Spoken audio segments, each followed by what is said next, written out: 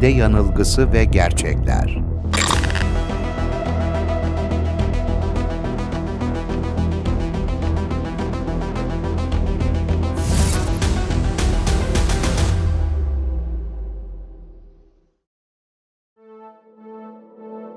İnsanlar neredeyse tüm yaşamlarını maddi kazanımlar elde etmeye adıyorlar.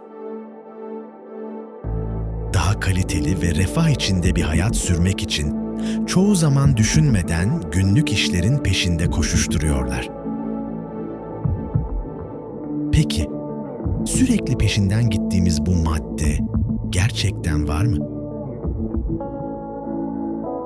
Gerçekten tüm hayatımız boyunca çok çalışıp elde ettiğimiz güzel evler, lüks arabalar, en son model telefonlar aslında var mı? Yoksa tüm bunlar tıpkı rüyalarımızda gördüklerimiz gibi yalnızca zihnimizde var olan bir görüntü mü?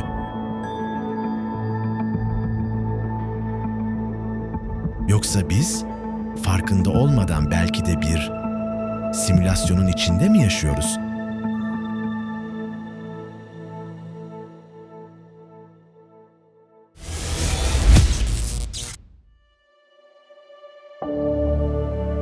Madde nedir?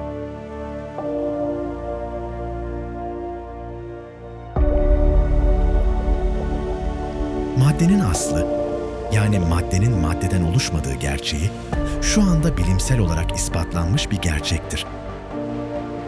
Kuantum fiziği, maddenin enerji şekline dönüşebildiğini ispat ederek, bir nesnenin aynı zamanda farklı yerlerde olabileceğinin mümkün olduğunu göstererek, materyalistlerin tüm kabullerini zaten alt üst etmiştir. Ünlü fizikçi Fred Alan Wolf, maddenin materyalistlerin iddia ettiği gibi olmadığı hakkındaki gerçeği şu şekilde tanımlamıştır. Nesneleri oluşturanlar daha fazla nesneler değildir. Nesneleri oluşturanlar, fikirler, kavramlar ve bilgidir.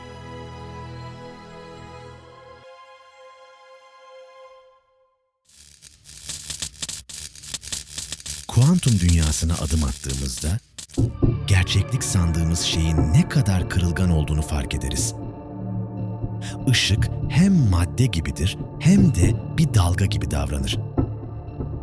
Foton adı verilen bu parçacık, uzayda yol alırken bir enerji dalgası gibi hareket eder. Ancak bir engelle karşılaştığında sanki fiziksel bir varlıkmış gibi davranır ve kendini minik parçacıklar halinde gösterir. Bu şaşırtıcı gerçek, modern fiziğin doğuş noktasıydı. Planck'la başlayan bu keşif, Albert Einstein, Niels Bohr, Louis de Broglie, Erwin Schrödinger, Werner Heisenberg, Paul Dirac ve Wolfgang Pauli gibi bilim tarihinin en büyük isimleri tarafından geliştirildi. Her biri bu devrim niteliğindeki buluşlar sayesinde Nobel ödülleriyle onurlandırıldı. Louis de Broglie'nin keşfi ise her şeyi değiştirdi. O, atom altı dünyada yalnızca parçacıkların değil, dalgaların da var olduğunu gösterdi. Elektronlar, protonlar, madde olarak bildiğimiz her şeyin aslında birer enerji dalgası olduğunu kanıtladı. Bu noktada materyalist bakış sarsıldı. Çünkü madde mutlak bir gerçektir diyen anlayışın temeli çökmüştü. Atomun içi sandığımız gibi somut değil, maddeye benzemeyen bir titreşim deniziydi. Parçacıklar kimi zaman görünür hale geliyor, kimi zaman dalga haline geçip adeta yok oluyordu. Yani mutlak madde kavramı bir anda soyut bir enerji akışına dönüşmüştü. Bu çok büyük bir devrimdi. Kuantum fiziği bize gerçek dünya dediğimiz şeyin aslında bir yansıma, bir algı düzlemi olduğunu gösterdi. Madde sandığımız kadar katı değildi. Gerçeklik gözlemle şekilleniyordu. Max Planck Enstitüsü'nün yöneticilerinden Profesör Hans Peter Dürr bu gerçeği şöyle özetlemişti.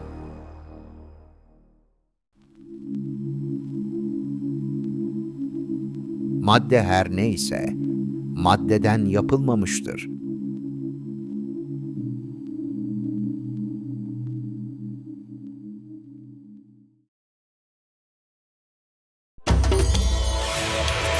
Rüyalarımız ve hisler.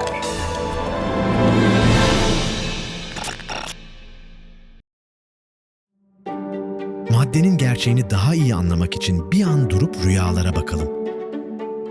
Rüyalarımızda da bir dünya vardır. Orada yürür, konuşur, duvarlara dokunur, rüzgarı hissederiz. Her şey gerçektir. Ta ki uyanana kadar. Ama aslında tüm o görüntüler, sesler ve hisler dışarıda hiçbir şekilde var olmadığı halde tamamen zihnimizin içinde oluşur. Gerçek sandığımız rüya bedeni, rüya evi, rüya şehirleri, hepsi beynimizde işlenen elektrik sinyallerinden ibarettir. İlginçtir ki, günlük hayatta da aynı süreç yaşanır. Dış dünyadan gelen ışık, ses ve dokunma sinyalleri yine beynimizde işlenir. Dışarıda bunların gerçek bir karşılığının olup olmadığını bilemeyiz. Yani teknik olarak rüya ile gerçek hayat arasında fark yoktur. İkisi de beyinde şekillenir. Özetle, insan yalnızca algılarıyla muhataptır. Ne görürse, ne duyarsa, ne hissederse hepsi kendi içinde oluşan birer algıdır. Gerçekte bu algıların ötesine geçemez. Çünkü gördüğü tüm sahneler ruhun önüne özel olarak serilen görüntülerdir. Maddenin varlığına dair hiçbir ispat yoktur. 5 duyumuzla algıladığımız her şey beynimizde şekillenen birer algıdan ibarettir. Bu durumda beynimizin dışındaki dünyaya doğrudan ulaşmamız asla mümkün değildir. Rüya gördüğümüzde yaşadıklarımızın gerçek olmadığını anlayamayız.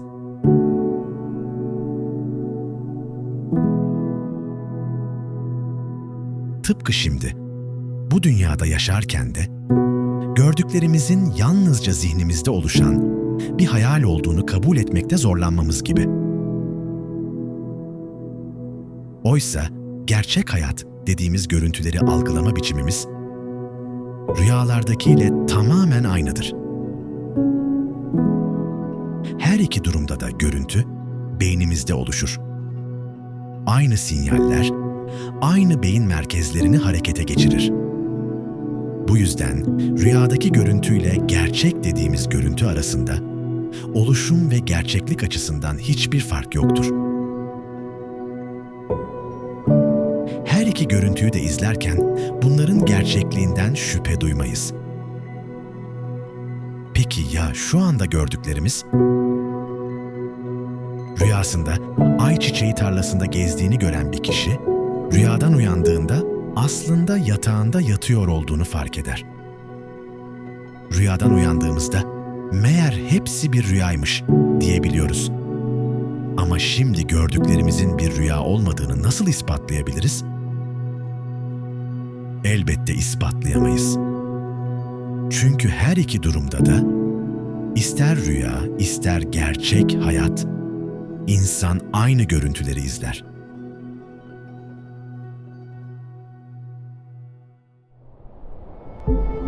Öyleyse tüm varlıklar yalnızca birer görüntüdür. Bir film sahnesi gibi bize izlettirilen bir gerçeklik. Ama bu filmi biz yapmıyoruz. Peki o halde bu kusursuz gerçeklik filmini kim oluşturuyor? Her detayıyla canlı, renkli, sesli ve dokunulabilir bu alemi kim var ediyor? Asıl soru budur. Zihnimizde izlediğimiz bu mükemmel gerçekliğin yaratıcısı kimdir? Cevap tek ve açıktır. Her an, her şeyi yoktan var eden, sadece ol demesiyle her şeyi yaratan, Yüce Rabbimiz Allah'tır. Her şeyin yaratıcısı, Sonsuz güç ve kudret sahibi Allah, bize bu gerçeği Kur'an'da şöyle bildirir. Kovulmuş şeytandan Allah'a sığınırım. Gökleri ve yeri bir örnek edinmeksizin yaratandır. O, bir işin olmasına karar verirse, ona yalnızca ol der, o da hemen oluverir.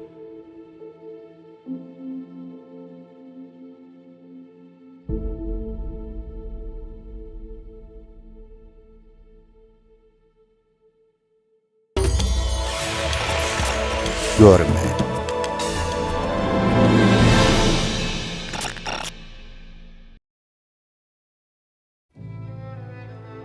Etrafımıza bir bakın. Ne kadar da renkli, ne kadar da canlı bir dünya görüyoruz. Gökyüzü mavi, deniz turkuaz, çiçekler rengarenk. Işığın binlerce tonuyla boyanmış bir sahne. Hayran kalmamak elde değildir.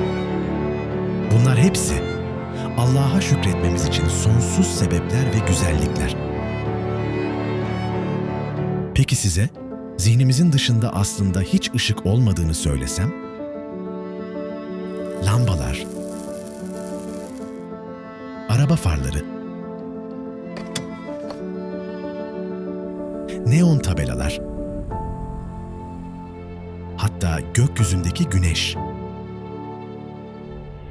Bunların gerçekte bizim bildiğimiz anlamda bir ışık saçmadığı söylense, inanması zor gelebilir. Çünkü biz dış dünyayı ışığın varlığıyla tanırız. Oysa gerçek sandığımızdan çok daha farklı. Aslında dış dünyada ışık yoktur. Işık dediğimiz şey yalnızca beynimizin içinde oluşan bir algıdır. Aslında dışarıda zifiri bir karanlık hakimdir. Gözlerimizin aldığı sinyaller beynimiz tarafından yorumlandığında bize aydınlık bir dünya olarak görünür. Teknik açıklaması basittir. Güneş ve diğer ışık kaynakları çeşitli dalga boylarında elektromanyetik parçacıklar, yani fotonlar yollar. Bu fotonlar evrene doğru dağılır. Fakat bu parçacıkların kendileri ışık değildir. Sadece bir enerji paketidir. Tıpkı radyo dalgaları, kızılötesi ve morötesi ışınlar gibi. Bu parçacıkların bazıları o denli ağır ve o kadar büyük miktarda enerji yüklüdürler ki, çoğu zaman çarptıkları molekülü parçalayarak yollarına pek sapmadan devam ederler. Bu, radyasyonun kansere yol açmasının altında yatan nedendir. Daha zayıf olan türlerse röntgen cihazlarında kullanılır. Röntgen cihazının yaptığı şey, görünmez dalgaları görülebilir ışık haline çevirmektir.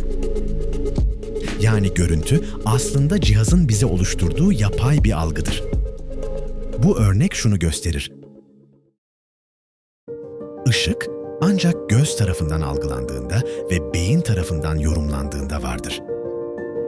Tıpkı teknolojik cihazların görünmeyen atom altı parçacıkları yakalayıp ekranda görüntüye dönüştürmesi gibi, insan beyni de fotonların tetiklediği kimyasal reaksiyonlarla ortaya çıkan elektrik sinyallerini görüntü olarak algılar.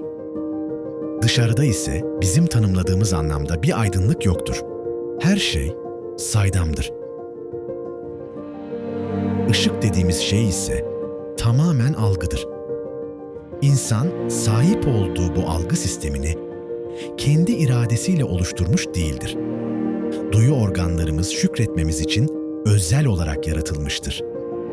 Rabbimiz Kur'an-ı Kerim'de bu gerçeğe şöyle dikkat çeker. Kovulmuş şeytandan Allah'a sığınırım.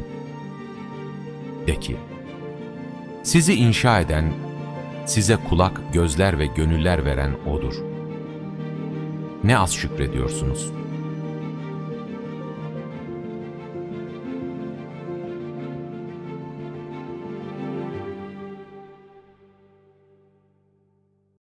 Şimdi gelelim renk meselesine. Renkleri hiç düşündünüz mü? Aslında dış dünyada renk diye bir şey yoktur. Hiçbir nesnenin kendi başına rengi yoktur. Renk yalnızca beynimizde üretilen bir yorumdur. Bunu anlamak için bilgisayarlarımızın renkleri nasıl yorumladığını inceleyebiliriz. Bilgisayarlar yalnızca elektrik akımlarıyla çalışır. Bir limona baktığınızda gördüğünüz o canlı sarı tonu hiç düşündünüz mü? Gerçekten dış dünyada limon sarısı diye bir renk var mı? Peki, bilgisayar monitörlerimizde bir limon görüntülendiğinde, ki kabloların içinden boya akmadığını bildiğimize göre, o sarı tam olarak nasıl üretiliyor? Gelin, biraz daha yakından bakalım. Ekranınızdaki limon görüntüsüne yaklaşın. O sarının aslında sayısız küçük pikselden oluştuğunu göreceksiniz. Her pikselin içinde 3 minik ışık vardır. Kırmızı, yeşil ve mavi. Bilgisayar kablolarından saniyede milyarlarca kez elektrik akımı geçer. Bu akımların dili oldukça basittir. Düşük voltaj 0. Yüksek voltaj 1. Yani sadece var veya yok. Bu 1 ve 0'lar işlemci tarafından sayılara dönüştürülür. Ve bu sayılar ekrandaki pikselde hangi renk lambanın 0'dan 255'e kadar olan bir değerde ne kadar parlayacağını belirler. Böylece kırmızı, yeşil ve mavi renklerin karışımından yeni renkler oluşturulabiliyor. Limon örneğinde bilgisayar şu komutu verir. Kırmızı 255, yeşil 250, mavi 205. Yani kırmızıyı tam aç, yeşili neredeyse tam aç, maviyi ise biraz kıs. Böylece biz baktığımızda kabloların içinden gelen elektriğin sarı şeklinde yorumlanarak gösterildiğini izliyoruz. Bilgisayarlarımız belirli değerlerdeki elektrik akımlarını sarı olarak yorumlaması için önceden programlanmış. Yani burada gerçek olan şey elektriğin nasıl yorumlandığıdır. Sarının kendisi gerçek değil. Peki ya beynimizde durum nasıl? İnsan beyninde de benzer şekilde bir davranış söz konusudur. Bir limona baktığımızda üzerinden yansıyan fotonlar, ki bunların kendisi renk değil. Yani ışık parçacıkları gözümüze çarpar, retinadaki hücreleri uyarır ve bu uyarılar da elektrik sinyallerine dönüşür. Beynimiz bu sinyalleri çözümler ve o dalga boyuna bir anlam verir. Beyin der ki, bu elektrik akımının bendeki belirlenmiş karşılığı sarıdır.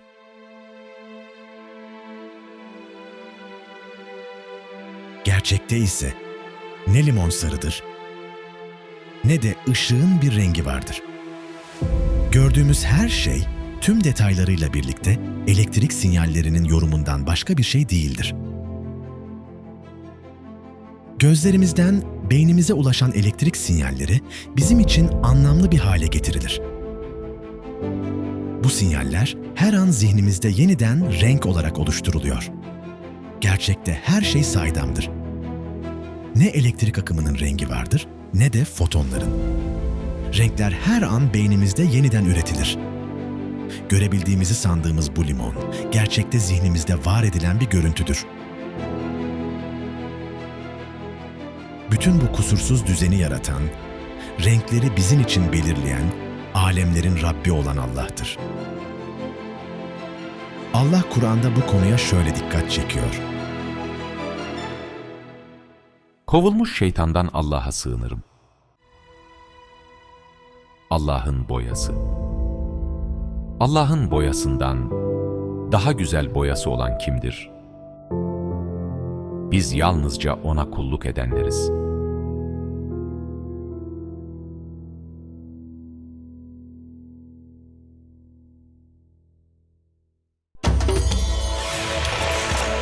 işitme.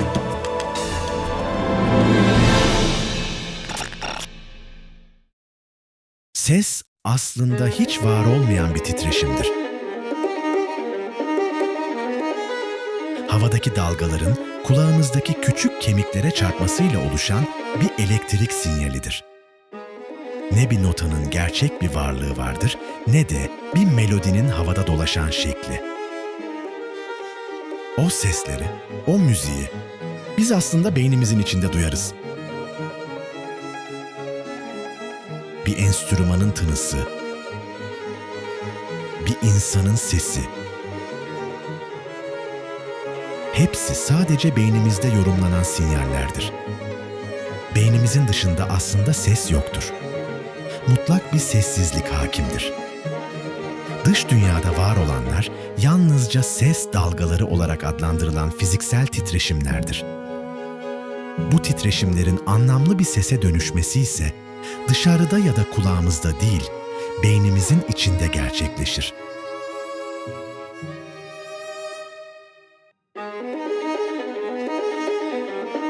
Yani müzik gerçekte dışarıda çalmıyor. O bizim içimizde çalıyor.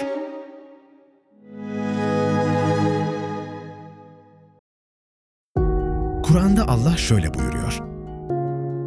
Kovulmuş şeytandan Allah'a sığınırım. Göklerde ve yerde olanların tümü, Melik, Kuddüs, Aziz, Hakim olan Allah'ı tesbih eder.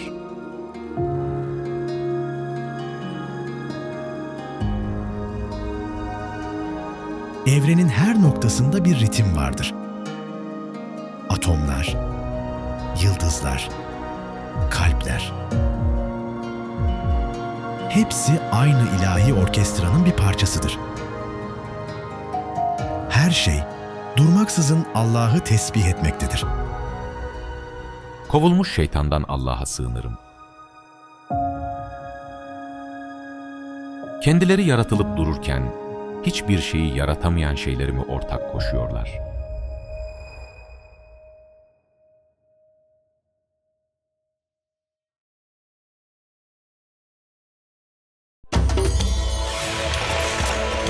Dokunma.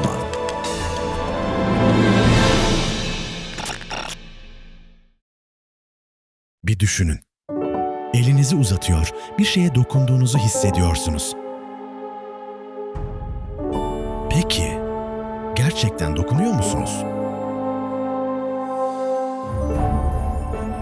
Fiziksel olarak bir şeye dokunmak aslında imkansızdır. Bir basketbol oyuncusunu düşünün. Topu iki eliyle sıkıca tutuyor gibi görünür. Parmakları topun yüzeyine değmiş, sanki basınç uygulayarak onu kavruyordur. Ama bu sadece bir yanılsama. Gerçekte, oyuncunun parmaklarındaki atomlar, topun atomlarına asla değmezler. Atomlar birbirine yaklaşırken, etrafındaki elektronlar da birbirine yaklaşır.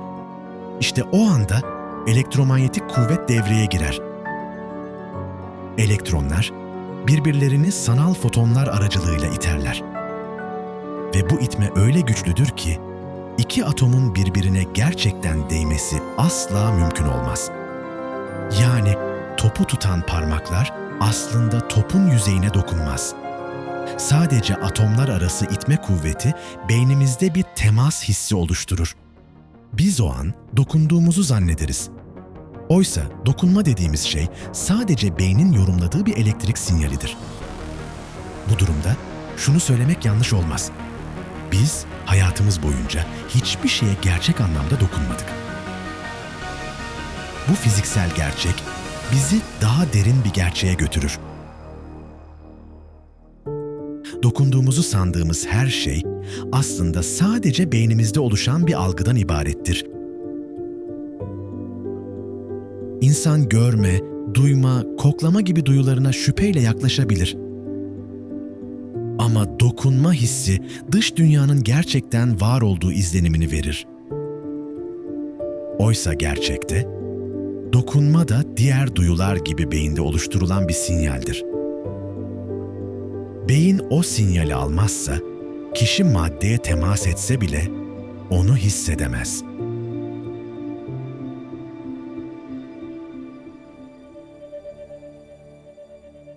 Kovulmuş şeytandan Allah'a sığınırım. Rablerine karşı içleri titreyerek korkanların ondan derileri ürperir. Sonra onların derileri ve kalpleri Allah'ın zikrine karşı yumuşar, yatışır.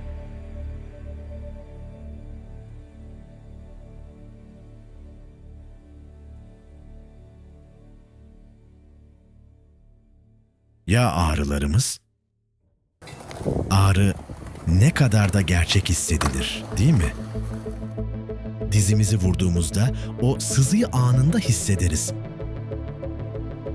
Sanki ağrı dizimizin içinden geliyormuş gibi. Oysa bilimsel olarak durum çok farklıdır.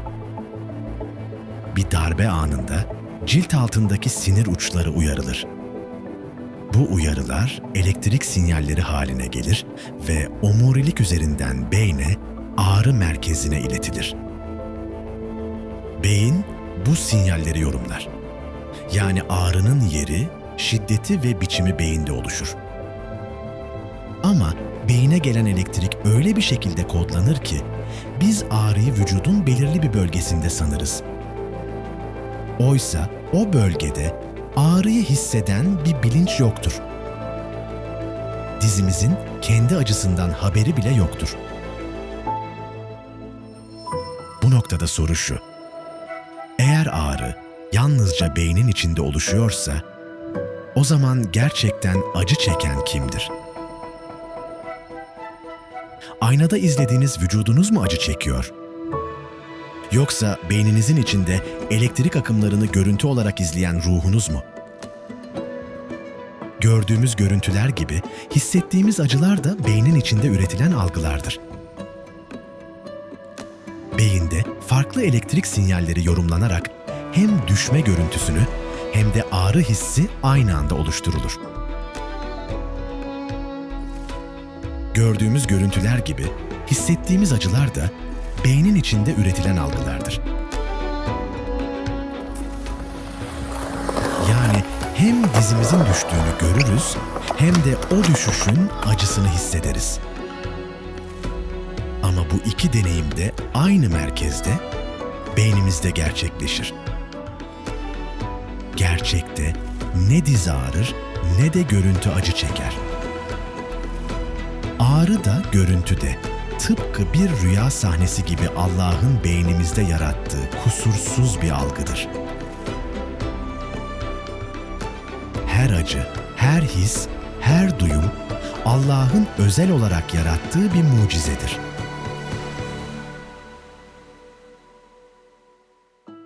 Kovulmuş şeytandan Allah'a sığınırım. Allah, sizi annelerinizin karnından hiçbir şey bilmezken çıkardı ve umulur ki şükredersiniz diye işitme, görme duyularını ve gönüller verdi.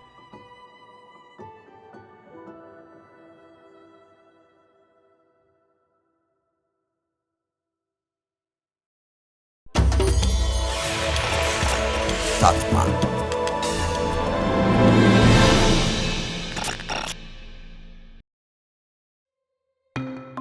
Tat, hayatımızın en keyifli duyularından biri. Bir parça çikolata. Taze bir limon. Sevdiğiniz bir meyve. Hepsi sanki gerçek dışı bir mutluluğu dilimizin ucunda taşır. Peki, bu tatların gerçekte nerede oluştuğunu hiç düşündünüz mü? Gelin birlikte bakalım. İnsan dilinin üzerinde 4 temel kimyasal alıcı bulunur. Tatlı, tuzlu,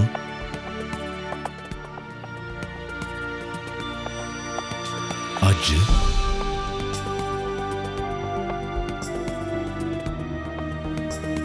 ve ekşi. Nasıl ki bilgisayar ekranlarında kırmızı, yeşil ve mavinin farklı oranlarda birleşmesiyle sayısız renk ortaya çıkıyorsa, aynı şekilde dilimizdeki bu 4 tat alıcısının farklı kombinasyonları da binlerce ayrı tat hissi oluşturur.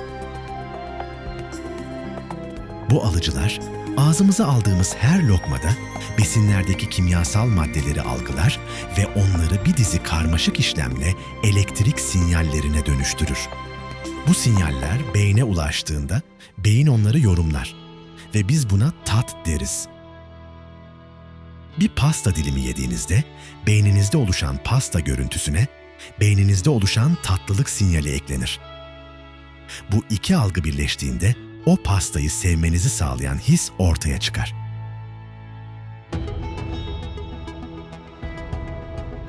Siz iştahla pastayı yerken dilinizde gerçekleşen tek şey birkaç kimyasalın elektrik sinyallerine dönüşmesidir. Tat deneyimi ise tamamen beyninizde oluşur. Aslında dış dünyadaki nesnelere hiçbir zaman doğrudan ulaşamazsınız. Limonun kendisini göremez, koklayamaz ve tadamazsınız. Sadece beyninizin o nesneyi nasıl yorumladığını algılarsınız.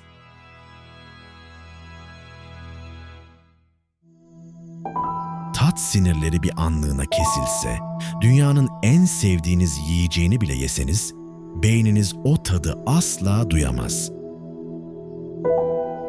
Tat alma duyusu tamamen kaybolur. Yediğiniz her şeyin tadının bu kadar canlı, bu kadar gerçek hissettirmesi sizi aldatmasın. Tattığınızı sandığınız tüm lezzetler, beyninizde oluşan kusursuz bir algı bütününden ibarettir. Bilimsel gerçeklik bize şunu söyler: tat dediğimiz şey, dış dünyanın kendisi değil, zihnimizin ona yüklediği anlamdır.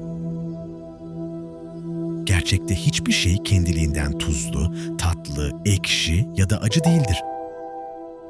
Tat dediğimiz şey, yiyeceklerdeki kimyasalları algılayan dil reseptörlerinin oluşturduğu elektrik sinyallerinin beyne ulaşması ve beynin bu sinyalleri yorumlamasıyla ortaya çıkar.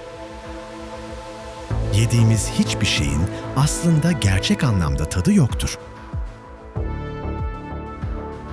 Örneğin acı aslında beyninizde hazır olarak bulunan bir algıdır. Dilden beyne, acı hissine karşılık gelen elektrik sinyalleri ulaştığında, beyin bu sinyalleri yorumlar ve siz de, evet, bu biber gerçekten acı diye düşünürsünüz. Tatların bütün çeşitlerini, tatlıyı, tuzluyu, ekşiyi, acıyı ve daha nicelerini tüm incelikleriyle bize kusursuzca algılatan, bu mükemmel tad alma sistemini var eden sonsuz güç kuvvet sahibi, alemlerin Rabbi olan Allah'tır.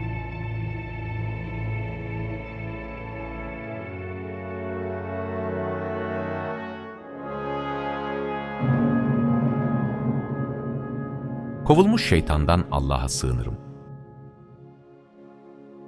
Asmalı ve asmasız bahçeleri, hurmaları ve tatları farklı ekinleri, zeytinleri ve narları, birbirine benzer ve benzeşmez, yaratan O'dur. Ürün verdiğinde ürününden yiyin ve hasat günü hakkını verin. İsraf etmeyin. Çünkü O, israf edenleri sevmez.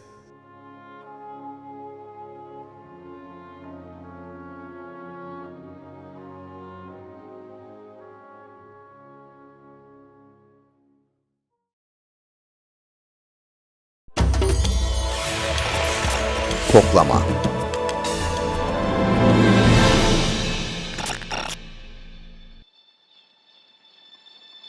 Bir insana kokuları nasıl hissediyorsun diye sorsanız, büyük ihtimalle burnumla diye cevap verecektir. Ama bu sandığımız kadar doğru değildir. Yale Üniversitesi'nden nöroloji profesörü Gordon Shepard bu durumu şöyle açıklıyor. Burnumuzla kokladığımızı düşünürüz. Ama bu sanki kulak memesi ile duyuyoruz demek gibi bir şeydir.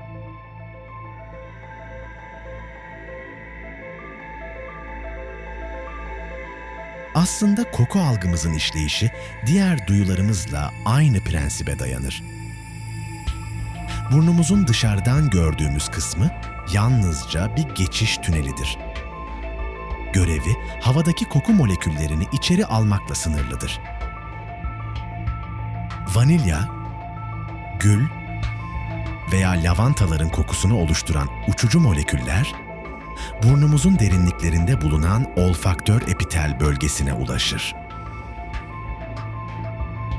Buradaki titrek tüylerin üzerindeki özel alıcılarla etkileşime girer. Bu etkileşim bir anda elektrik sinyallerine dönüşür ve bu sinyaller beynimizdeki koku merkezi tarafından yorumlanır. İşte koku dediğimiz şey, moleküllerin sebep olduğu elektrik sinyallerinin beynimizde oluşturduğu algıdan başka bir şey değildir.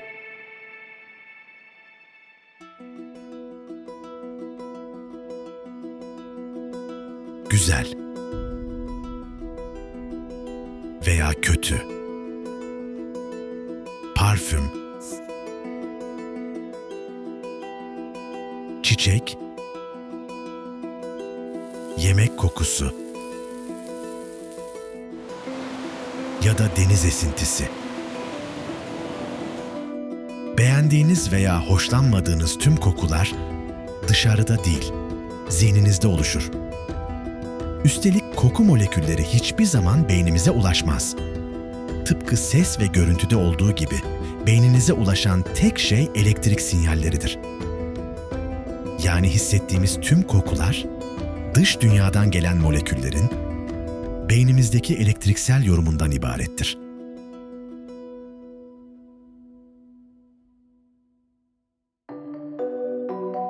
Bu durumda kokunun yönü de yoktur. Çünkü tüm kokular dışarıdan geldiğini sandığımız halde gerçekte tek bir noktada beynimizdeki koku alma merkezinde algılanır. Kekin kokusu fırından yükseliyor gibi görünür. Yemeğin kokusu mutfaktan yayılıyor sanırsınız. Çiçeklerin kokusu bahçeden gelir. Denizin kokusu ise rüzgarla birlikte yüzlerce metreden taşınıyormuş gibi hissedersiniz. Tüm bu kokular nereden geldiğini düşündüğünüzden bağımsız olarak beyninizde oluşur. Beynin dışındaki dünyada sağdan, soldan, önden, arkadan gelen koku diye bir kavram yoktur. Her koku tek bir merkezde, aynı noktada algılanır. Biz bu algıyı dışarıdaki maddelere ait sanırız. Tıpkı bir çiçeğin görüntüsünün gözünüzde değil, beyninizde oluşması gibi. O çiçeğin kokusu da burnunuzda değil, koku alma merkezinizin içinde oluşur. Dışarıda gerçek bir koku olsa bile, onun gerçek haline ulaşmanız mümkün değildir. Sadece beyninizin yorumladığı şekliyle algılarsınız. Bu gerçeği yıllar önce fark eden filozof George Berkeley şöyle der. Önce renklerin, kokuların ve diğer duygularımızın gerçekte var olduğu sanıldı. Ama daha sonra bu çeşit görüşler reddedildi ve görüldü ki bunlar ancak duyumlarımız sayesinde vardır.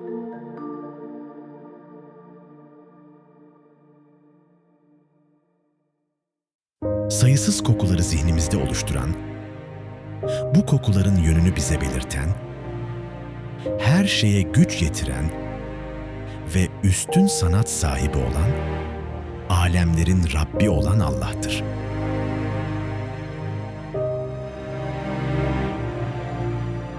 Kovulmuş şeytandan Allah'a sığınırım.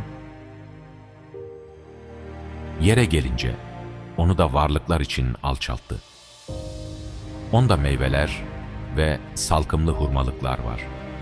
Yapraklı taneler ve güzel kokulu bitkiler.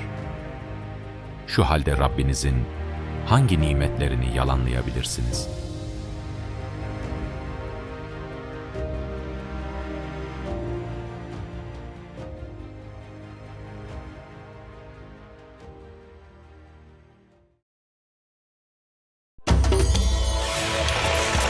Beyin.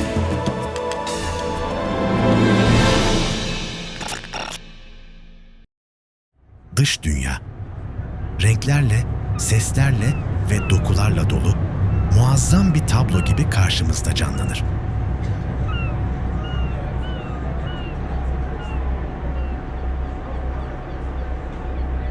Oysa tüm bu görkemin oluşturulduğu yer, zifiri karanlık ve mutlak bir sessizlik içindedir. Kafatasımızın içindeki o 1,5 kilogramlık et parçası, ışığın hiç uğramadığı, sesin hiç yankılanmadığı bu kapalı kutuda saniyede milyarlarca elektrik sinyali çarpışır. Peki, madde dediğimiz olgu burada sadece kalitesiz bir elektrik akımından ibaretse, o zaman beyin dediğimiz yapının kendisi nedir? Eğer beyin, dış dünyadan gelen elektrik akımlarını yorumlayarak bize bir evren inşa ediyorsa, o zaman beynin kendisine dair bilgimiz de bir yorumdan ibaret değil midir? Kendimizi bir aynada gördüğümüzde ya da bir MR cihazında beynimizi izlediğimizde aslında yine beynimizin bize sunduğu bir görüntüyü izleriz. Peki, beyin gerçekten madde midir? Ya da rüyalarımız gibi o da mı bir hayal? İşin aslı, beynimizi hayal değil de somut bir madde olarak kabul etsek bile yine de büyük bir sırla yüzleşiriz. Bilime göre gerçekliğin kendisi enerjiden başka bir şey değildir. Modern fizik, diğer her şey gibi beynimizi de oluşturan atomların ve elektronların katı nesneler değil, belirli frekanslarda titreşen enerji paketleri ve yoğunlaşmış dalga fonksiyonları olduğunu kanıtlamıştır. Maddenin o sarsılmaz zannettiğimiz temel yapısı atom altı seviyeye inildiğinde yerini derin bir boşluğa ve titreşime bırakır. Eğer her şey özünde enerjiden ibaretse, yani o zaman enerji mi enerjiyi algılıyor? Eğer beyin de diğer her şey gibi bir enerji dalgalanmasıysa, gören, duyan ve ben buradayım diyen gerçekte kimdir? Yoksa zihnimiz bu algılar evreninin ötesinde bir hakikate mi aittir? Zihnimizin bu muazzam oyununu anlamak için yeniden uykunun derinliklerine bakalım. Rüyada kendinizi usta bir beyin cerrahı olarak görebilirsiniz. Elinizdeki neşterin metalik soğukluğunu hisseder, ameliyat ettiğiniz beynin kıvrımlarını en ince ayrıntısına kadar görürsünüz. O an, o beyin sizin için mutlak gerçektir. Ancak uyandığınızda, ameliyat sırasında kullandığınız neşterin de, üzerinde işlem yaptığınız beynin de, hatta rüyadaki beyniniz dahil tüm bedeninizin gerçekte var olmadığını, tüm bunların zihninizde oluşturulan bir kurgu olduğunu fark edersiniz. Şu an uyanık olduğunuzu sandığınız bu dünyadaki beyninizin rüyadaki o hayali beyinden farkı nedir? Rüyada her şey nasıl tam ve gerçek hissettiriyorsa, şu anki deneyimimizin de bir üst uyanışla son bulmayacağından nasıl emin olabiliriz?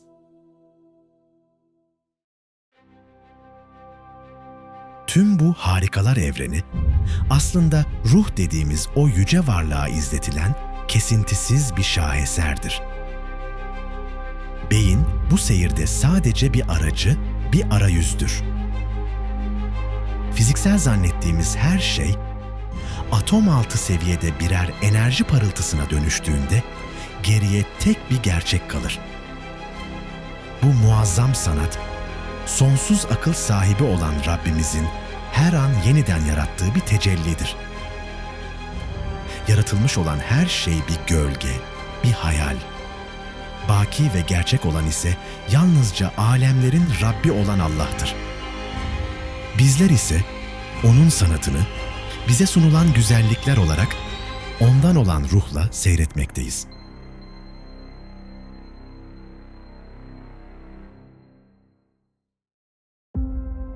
Kovulmuş şeytandan Allah'a sığınırım. Demişlerdir ki, eyvahlar bize!